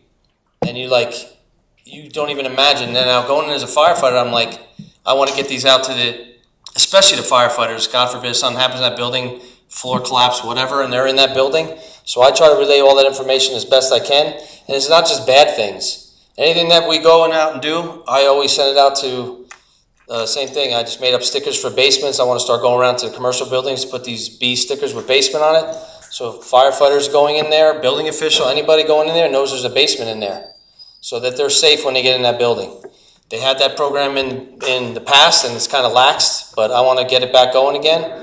But like I said, I don't go out there and try to treat anybody differently. I go out and make sure I do all the same inspections, whether annual inspection, C of O, new business, like you're talking about before. If it was an office before, I'd just go out and do the same thing. But I've been in the building before, not here, but I went in the building and they opened it up and they're like, oh, my extinguisher's good, right? And I look at the tag, which I tell everybody it's got to be inspected every year. It's got to be tagged. You're supposed to check it every month. I go over the whole spiel. And I look at it, it says 1989. And this was only a few years ago. So I was like, no, you're not, this is not good. You're not grandfathered in as they spoke. No, this has to be inspected, has to be brought up to date. So I just want to touch on that. Like I said, I go out and make sure I try to be fair and do the best that I can, and make sure that everybody is safe. You want to touch anything or?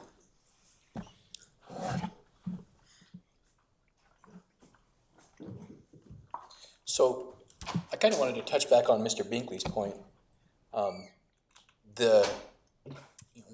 about continuity between codes. One of the challenges we've had from a fire department perspective is we have some regulations and some laws that we have to comply with related to fire code from the state. And one of the things that we've historically, and when I first took this position after Chief Gamaro's retired, one of the things that we really struggled with was we had that desire on the fire side because of moves that the state had made and the need to keep up with the state. We had that desire to try and move the code forward with that. But it is a cumbersome process, you know, especially when you're as behind as we were even then. And so the way it sits right now, we have an obligation as the fire department to stay in compliance with the state, and the state, because they grant us authority to have our local fire marshal here. So one of the challenges we faced is we have a fire code that's here and a building code that's here. And when that happens, you're gonna find, especially the longer that gap goes, you're gonna find inconsistencies between those codes. Those codes are designed and meant to be fairly consistent throughout, meaning features that are incorporated into fire stuff, into the mechanical code, into that are designed to cross into the other code. And if they're not kept within a few years of each other, now all of a sudden, you know, we have a building code that's saying this or the mechanical code that's saying this, but we have a fire code that's saying these. And now we've got to make a decision. We've got to go through and determine how do we address that.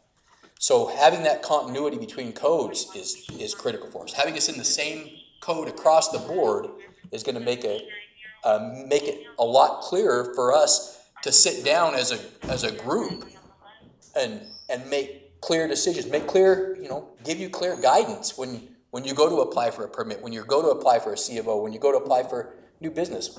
We have a clear picture of the code sets. We have a clear picture of what the requirements are, and it's a lot easier for us to sit down and say, okay, these are the things you're going to need, or these are the existing building. These are the things that the existing building code allows you in terms of exceptions.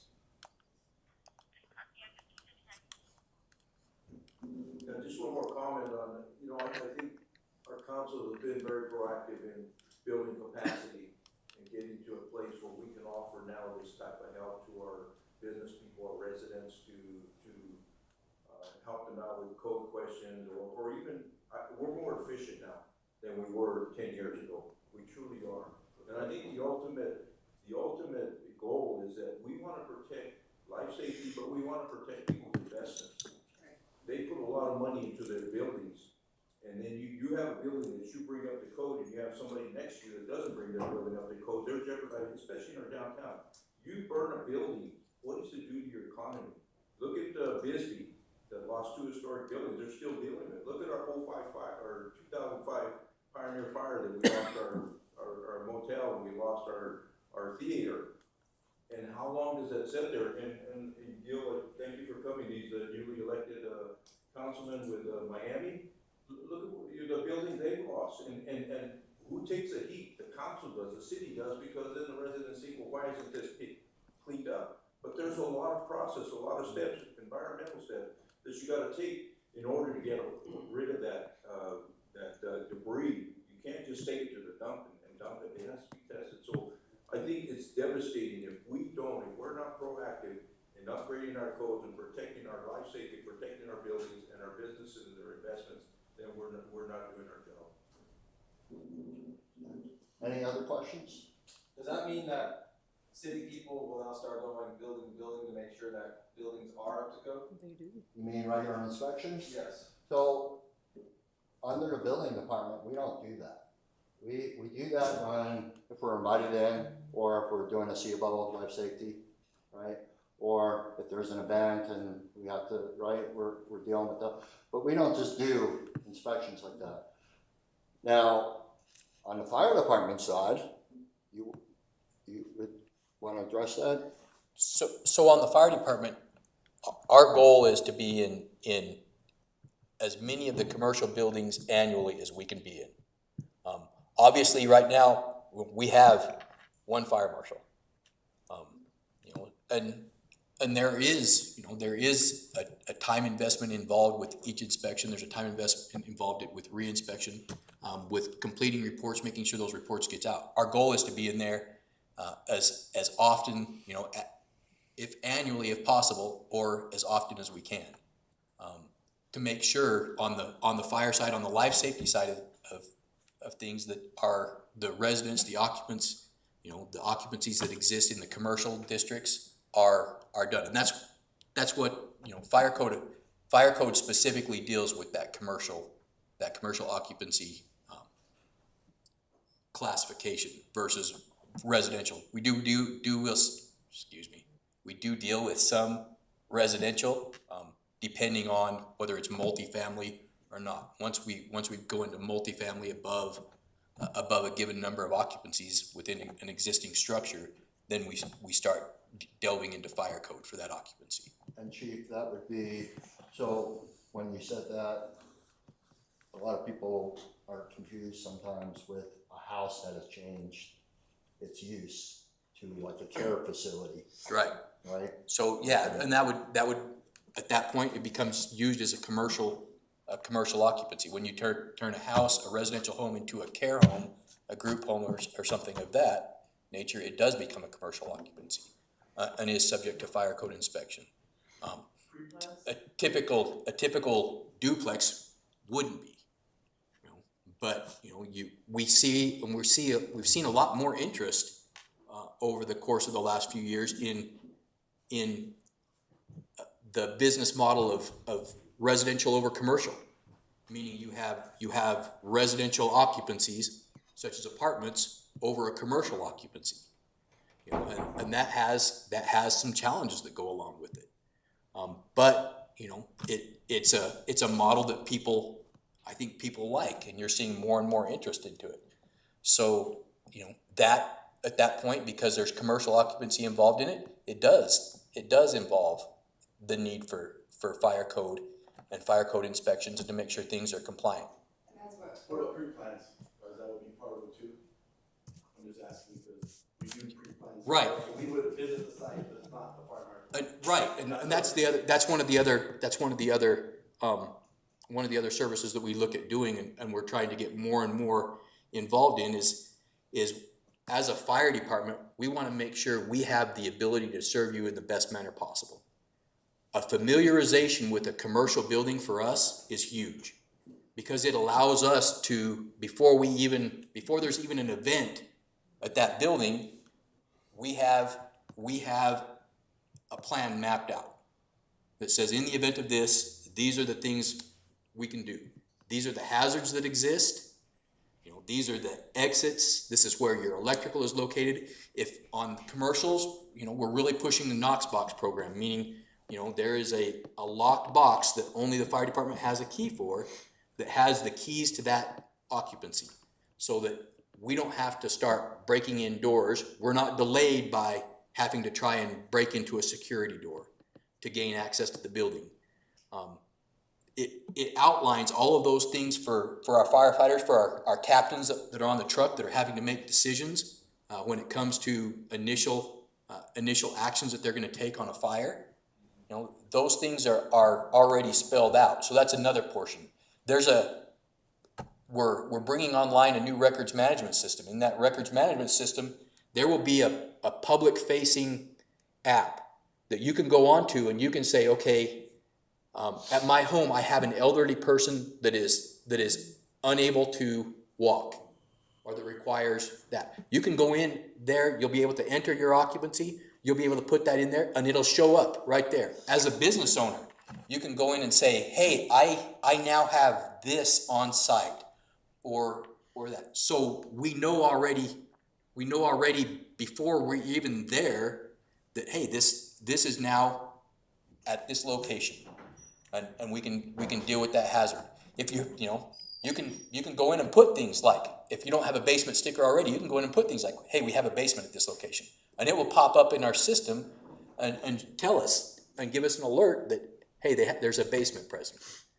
Those type of things, it'll allow you as an owner or a resident to do that on your end without us even having to come out and do any kind of inspection or do any kind of pre-plan for your occupancy. I think to touch on your question a little bit more, I will go out and inspect as many commercial structures as I can. I've been extremely busy, obviously with all the building going on, not to make an excuse, but I get to businesses, but there's also businesses, I don't know, say for example, Circle K. I've been in Circle K probably, there's what, 3 of them in Globe, right? I've been in one Circle K probably 25 times. That's too many times for me. I'm not probably exaggerating, but you know, when I go in there, I tell them these things need to be taken care of, and I go back in, they're not taken care of. I go back in, they're not taken care of. Then some of the things are taken care of, and then we have other issues. So it's just a constant battle with some places, and other places I tell them, hey, you need to get this fire extinguisher, hang up on the wall. It's done like that. They send me a photo. Hey, it's done. Here's a picture. Here's a sign. I don't have to worry about it. I also get a lot of reports back, but to your question, I can do annual inspections. I can have somebody make a complaint. Somebody says, hey, this is going on in this building, like for example, say a dollar store or Fry's, all their aisles are blocked, or their back door is blocked. They may call in a complaint. I'll go do an inspection on that. And there's also ones that require, like say for the hospital, they require by the state that they have a fire inspection. So they'll call me and say, hey, we're up for our fire inspection. So then I have to go there and do fire inspections for that also. But anybody needs, you know, help, you know, saying, hey, can you just come take a look at this building, or, you know, have any ideas what I need to have or where I go out all the time. I was in a building for almost an hour yesterday going over with one of the building owners, going over different things they needed, and I'm telling them they're probably going to need to have if they're going to go forward what they want to do. So, hope that answers your question. I would just like to see safety be accounted and other places be safe and other people to do their jobs and make sure that something like that doesn't happen. Yeah. And it takes so long for it to happen. Oh. Nobody wants that long to be happy. So, you know, we have a lot of commercial buildings now that have occupied office spaces and occupied apartments and all. When you go to inspect these commercial businesses, do you do the upstairs too? Yes. Okay. Ms. Andresi, do you have a question?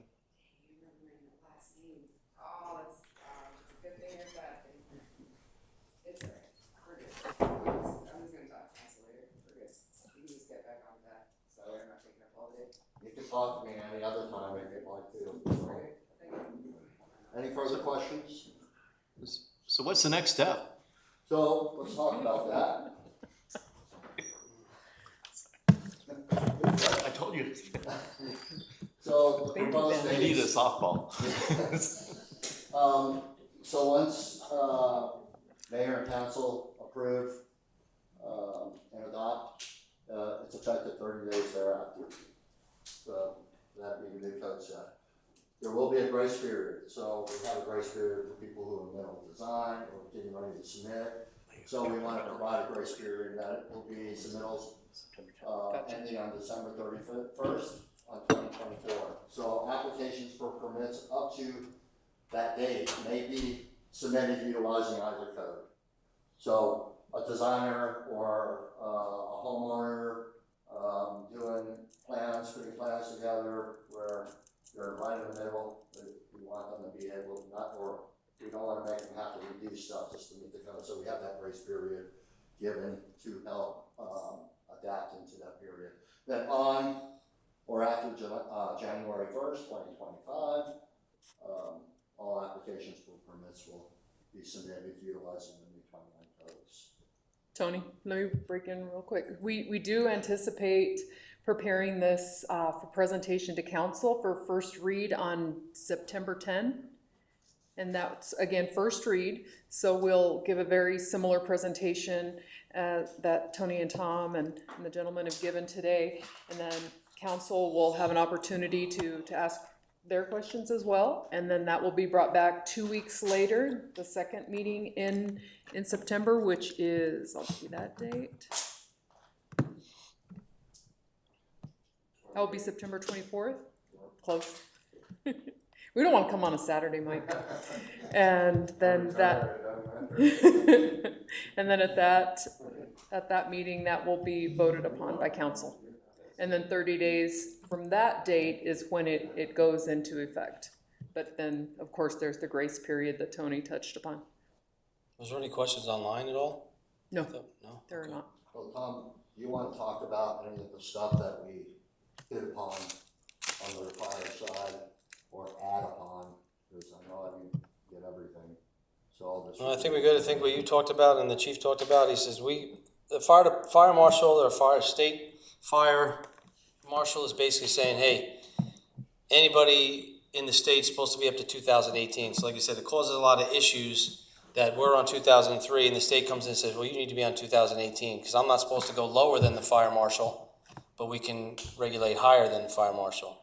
We can be more stringent with the codes. I'm not saying it's a bad thing or a good thing, but I don't know if you guys want to touch on that, with the state coming in saying, hey, they're sending out emails to all these jurisdictions saying you need to be at least at 2018 for fire code, and then in our laws, it basically says, hey, we're still at 2003. Well, most generally, the state is gonna trump. Yeah. So even if you're trailing behind in a code, you still can't be less restrictive than what the state is. So that's kind of what they're saying at that point. You either adopt our code or you get up to speed, is what they're doing. So you could stay under the 03, but you still gotta meet the minimum of the 18 fire code. Yeah. That doesn't apply to the building, that's only the fire department.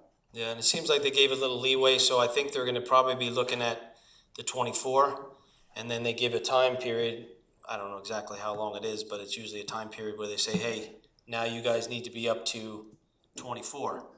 I don't know what that date will be exactly, and that'll just be for fire code, like you said. Because they usually switch, they skip a cycle and then they're on 18 right now, so the state will go to 24 eventually, but that'll still take a little while. But I don't have anything else. You'll be covered for a long time under the 21. Yeah. I think you had a question. I think that, okay, so Google had said that, and I know just because this time Google doesn't mean it's correct, but Scottsdale is the only city in Arizona that's actually doing the 2021 codes. Everybody else is on 2018, like you had said, but Scottsdale is the only city so far that has actually passed and done 2021 codes.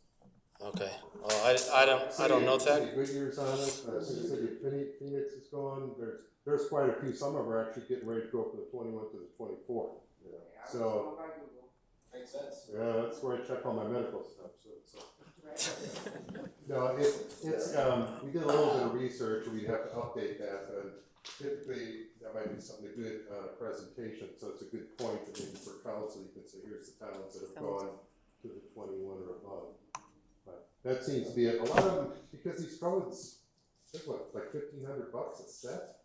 So a lot of towns don't have the budget to do that, so they'll do like what Tony's saying, they'll adopt this code, then they'll skip a cycle, and then they'll go to training and learn a few things, find out what other towns.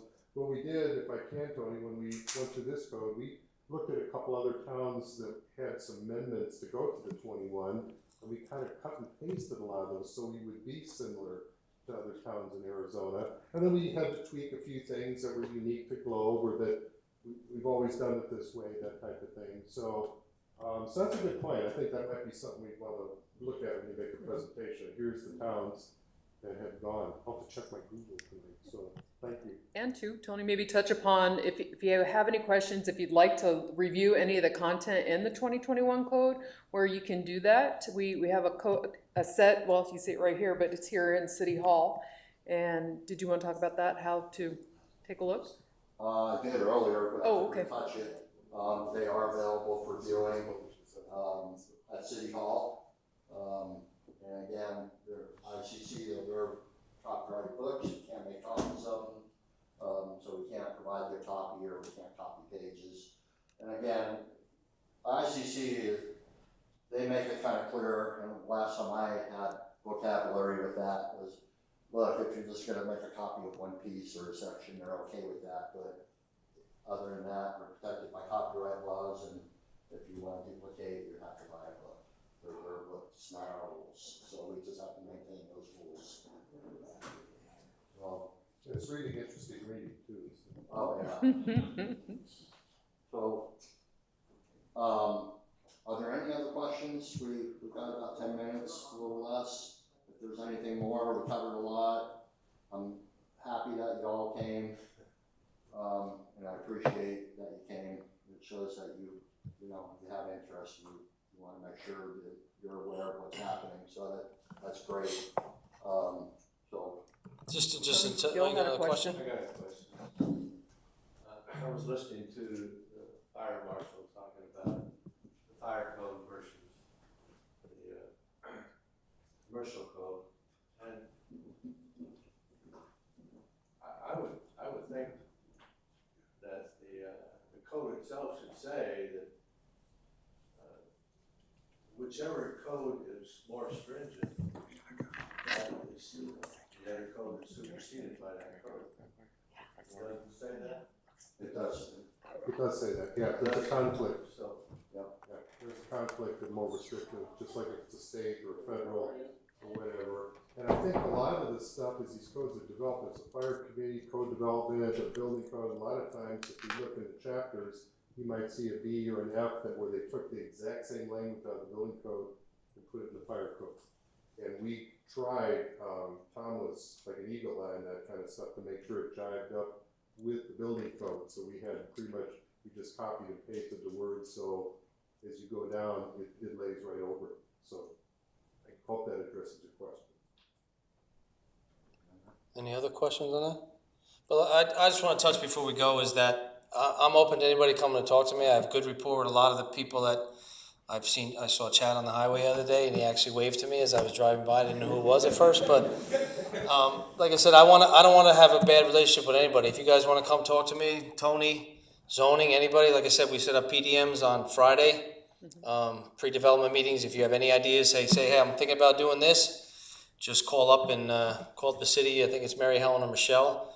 Set up an appointment, and we'll be happy all to talk and give your ideas, to us, and then we try to give you feedback so you kind of know what, like you said, what you're up against. But like I said, I was in the project Jim was doing probably, I don't know how many times I was in there, probably 15, 20, maybe more, I don't know. But I like to see what the project's going on, make sure they're going smooth, and make sure that, for me that, I didn't forget anything because I'm not perfect. I was in one of the buildings, I think it was the eye center, and I forgot, hey, they probably should put a fire extinguisher in there. And she said, well, you didn't say that last year.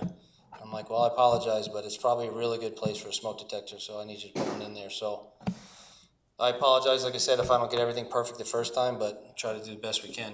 That's what makes you human. Yeah. I think that's a good point, Tom, that our PDM process really began after Chad, because we'd met with you several times, but your project kind of changed along the way. And so now we have this process in place. It's a pre-development meeting. So Tracy, if you're telling us something but not telling us something, whoever might be looking at your business now or in the future, have them come in before they make any purchase on a residence or a business. Or a building that they want to continue, that they will own, and then the operators will continue operating. And so we come to us, we'll send you the application. It's just preliminary information. What do you hope to do? What do you want to do? And then give us a site plan. And then this is queued to all of our departments: our building, our fire, our zoning, our public works. Flood control. Right, because a lot of us are in the floodplain, so again, that's engineering, so in public works. So we can all take a look at this as a team, and then we bring you in person, but if somebody's out of town, we Zoom you in, and that way we can have a good conversation. It's a starting point, because you may, again, like Chad did a couple times, you might change course. And so then, and if you do, then we reconvene and we take a look so that you have the most comprehensive information at hand based on what you've shared with us, and that you can use to decide your next steps. Did anybody talk about grease traps? No. Okay, because grease traps are something we're real passionate about, because when I came here, just before I came here in 2016, I don't know what year Mayor it was, where you had the problem with the sewer plant. All the little microbes went flat because there's too much grease going in there. It kills the little microbes.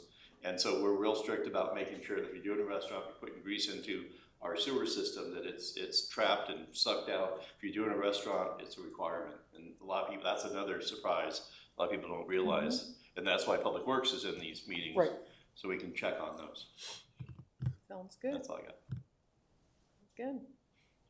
Thank you for coming today, and we'll be around right now if you'd like to talk to any of us individually. And again, thank you for your time.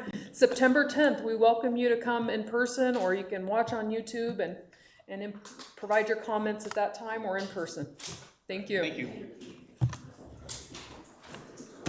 And thank you, gentlemen.